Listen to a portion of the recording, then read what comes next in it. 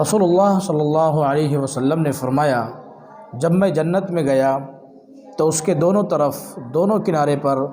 سونے کے پانی سے 3 لائنیں لکھی ہوئی تھیں۔ اس میں پہلی لائن میں یہ لکھا تھا لا الہ الا اللہ محمد الرسول اللہ، اور دوسری لائن میں یہ تھا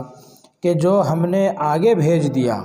وہ تو ہم نے پا لیا، یعنی جو صدقہ خیرات، محتاجوں غریبوں کی مدد، اللہ کے راستے میں جو کچھ بھی دیا وہ تو ہم نے پا لیا، یعنی اس کا ملنا بالکل یقینی ہے،